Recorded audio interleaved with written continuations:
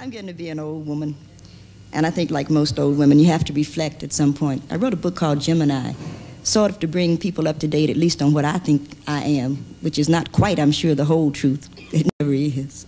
No reason I should be any different. I got my fantasies. So I wanted to read a part of the essay Gemini from the book Gemini, trying to deal with us. But if black men ever would decide to define a black man in black terms, I think they would have different expectations of us as women. I went to the opening of an African exhibit at the Brooklyn Museum and noticed only about a dozen black men in a crowd of at least 200 people. And I thought to myself, how odd, no black men. Then I looked at the exhibit piece by piece and began to think I understood something. There was a beautiful door from the Congo, and looking at that door, I saw a man, a woman, several children in the yard, and this white man saying, "Your door is an excellent example of the Kashana people's art, and I must take it back to Amsterdam." And this beautiful African, barefoot, with perhaps an earring in his left ear, replies, "But this door is the door to my house, and it is not for sale." And the woman, sensing something, stops the grinding of grain and begins gathering the children around her, while the white man goes on with, "I must have the door. The museum needs it, and I can make 50 dinars on it." And the African rises to his full height on his long, light legs, tribal markings dancing slightly on his face, eyes clear and hard, saying, "My family needs this door. It is mine. My father left it to me as his father did him. You may not have it. It is not for sale." And the cracker turns in a rage to leave. Then 2, perhaps 3 days later, the missionary comes up saying, "My son, your door is needed in a great country far away from here. You will be blessed by our Heavenly Father if you give your door to the merchant." And this magnificent African, stooping by his doorway, playing with one of his children, shakes his head. "I would be cursed by my ancestors. Go now, go away and leave us in peace." Then in the night the soldiers come with the guns. The African responds with a spear. The fire acts from the barrel. The woman screams. The children scatter, asking what is the matter. The man is stretched out in a pool of dark, murky liquid, and the door is taken down, hoisted upon the shoulders of the black mercenaries, walked to the sea, and freighted back to Amsterdam, so that it can be borrowed by the United States of America to show how the people in Kashana lived in 1582. And I began to understand why so few black men had come, because it was not a door at all, but dead ancestors murdered in their homes that they would see. Not a statue from Nigeria, but a raped woman, a slit throat, a burned village. And even as I saw that, I knew I would never understand the reality of being a black man. Men grow beards to protect the throat, have hair on their chest to protect the heart, have afros to cushion the head blows.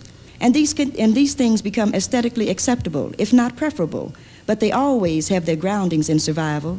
My man and I can walk down the street together, and if some guy says something out of the way to me, it's an insult. To him, it could be his life. I can walk away from words and gestures and still be a woman. He cannot and still be a man. So little of a black man's existence relies on his acts. His women, mothers, sisters, lovers control his life, and generally so irresponsibly that it can be frightening. And sometimes black women aren't very nice for a lot of reasons. And sometimes we use our power against him for a lot of reasons. And I think some of the hostility is real and must be related to as such. We're angry, and so are they, but it's only when we admit it that we can get anywhere. I don't think a woman cares where she walks if you let her walk with you, and I don't think a man cares that a woman talks if she'll talk to him. And if we really understand we are born men and women, and it's our choice whether or not we stay that way, I think a lot will change. If now isn't a good time for the truth, I don't see when we're going to get to it, because I don't want my son to be a warrior, or to go to some school where some insensitive teacher asks him why I'm not married, or where some cracker thinks he can run my son down anytime, any kind of way he pleases. We need some happiness in our lives, some hope, some love. I didn't have a baby to see him be cannon fodder. Something more must be decided. If it's a real war, then he must be brave and true. If it's a mental war, he must be black and proud. But if it's the wake the people up war, Martin Luther King did that. Malcolm X did that. Stokely Carmichael did that. Rap Brown did it. And if people aren't awake, then perhaps the dreams are too good to be disturbed again. Perhaps black people don't want revolution at all. That too must be considered. And I decided to be a writer because people kept asking what would I become. And I couldn't see anywhere to go intellectually and thought I'd take a chance on feeling. I didn't want to get married, buy a 5-room house in the suburbs, and have lunch at Caproni's as my big event of the month. I could see becoming a bored, alcoholic social worker with a couple of kids I didn't want by a man I barely spoke to, and wondering at 35 what I'd done with my life. The second greatest thing that happened to me was getting kicked out of Fisk University because I had to deal with my life. I could go back to school, join Delta Sigma Theta, marry a Mahari man, and go quietly insane.